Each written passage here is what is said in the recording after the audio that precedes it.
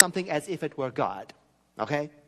So we are worshippers of God, and then our faith says God is the great everything, showing up as itself everywhere. So then if I, evolved soul, am a worshiper of God, then that means I get to adore you. I get to think of you as divine. I get to respect you. I get to, in my thoughts, honor you. And not just you, not just my group, but every product that God has made. And this is usually in my mind where the resistance starts to come in. You know what I mean? Like, surely not all the people in your life. I mean, isn't that a bit extreme of an attitude? I mean, come on. I mean, it's simplistic to think anyway that just by treating each other as divine that we'll somehow take care of the problems of the earth. I mean, don't be ridiculous. Good heavens. Just to think that if we went around treating people with this kind of approach as if they were love expressing on earth, that that would somehow stop war and hunger and pestilence and limitation. If we just treat each other as sacred, ridiculous.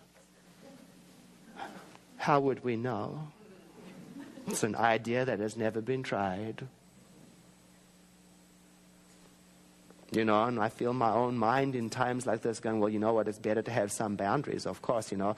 Stay apart. I need my independence. Because in my independence is my safety. And in my independence, there's the room to be free and to be me. I'm not like everybody else.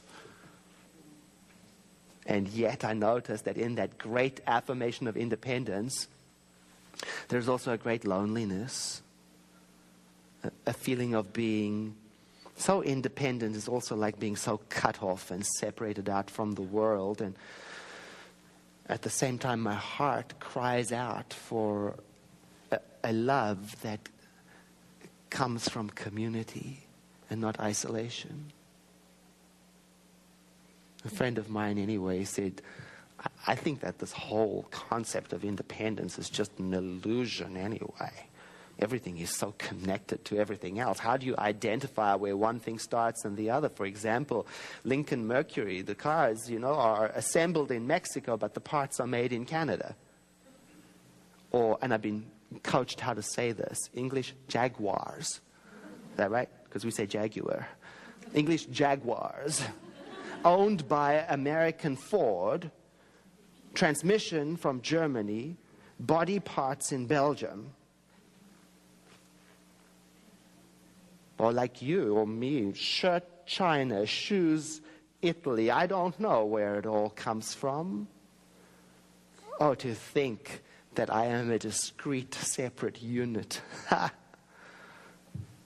Don't even know where my food comes from.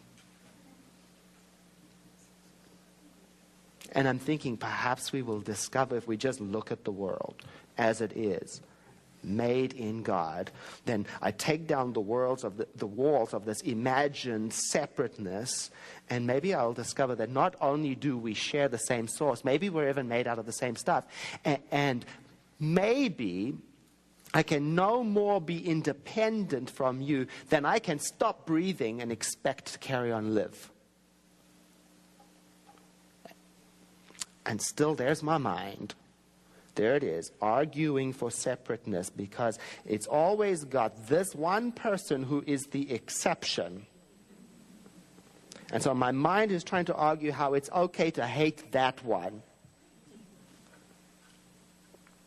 Everything is in the right place at the right time, successfully engaged in the right activity, except that one. So I know it can be challenging, you know. But plain and simple, it is the answer to a fuller life. So early on in metaphysics, I found an exercise to help me because, you know, I kept on bumping into the exception. And, you know, before, while it's so much easier just to make the exception and justify why you hate him, but once you start messing with metaphysics and once you open the door of oneness, you know you can't close that door again. Because then you're stuck with it. You have to find a way to reconcile it. So I found this exercise. It's called Us versus Them, and the author of the exercise invites us to think of somebody in our lives that we have a problem with, that bothers you. And I had a long list, so just start from the top. And the exercise says, now describe 3 things about that person that you don't like. Easy. 3 things you want them to change. Very easy. And then it goes on to say, now look deeply inside of yourself and ask yourself, where am I like that? Where do I do the same thing? Not so easy. Because my mind said, well, I'm not violent, but if I really sit, I can see maybe I am violent in my thought about them and their violence. If I really sit, if I'm really open, I can find the place where I draw from the same source. You know, to take the time to close my eyes and give myself the time to let my own answers rise up. Oh. And then the next part of the exercise is to ask yourself if you're willing to change that. And the author of the exercise says, well, when you do remove these patterns from your consciousness, then it's as if the world arranges itself around you. Either you're not bothered by it anymore, something shifts and changes. Boy, I hated that exercise when I first found it. Because I thought, you know what? I'm going to have to do all the work just so that they can be pleasant to be around. Yes. Actually, yes. Yeah, that's about it. You know, life's not fair. Because, you know, my attitude is, you be an expression of love in the world, and then I will. No. No. Pointless. That's equal to pain.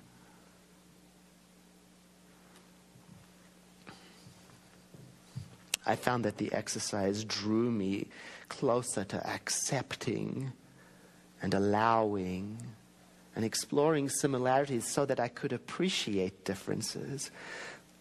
I learned to value diversity when I looked for it through the filter of oneness.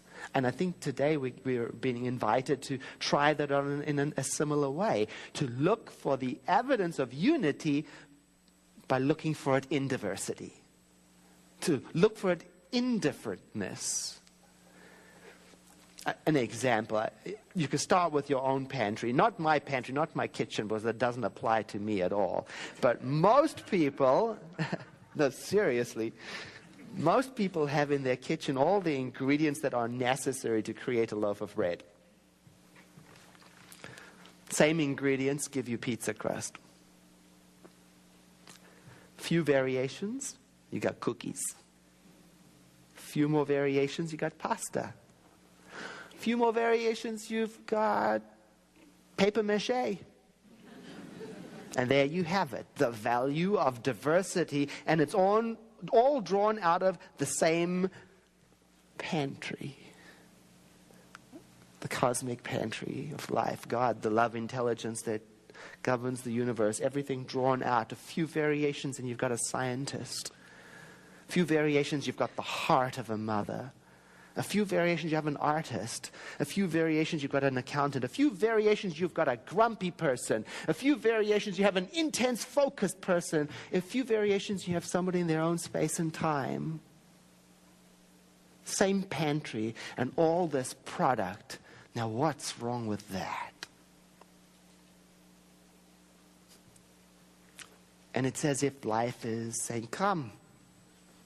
Where do you think you stop and it starts? That's what Ernest Holmes said in the textbook. He said, so close is the union of creation with the Creator that it is impossible to say where one starts and the other one leaves off. Well, just like the music today, how do we separate the music from the musician? Or the music from the guitar? Which is which? And if you take one away from the other, what is left? Or if you look at a dancer, which is the dance?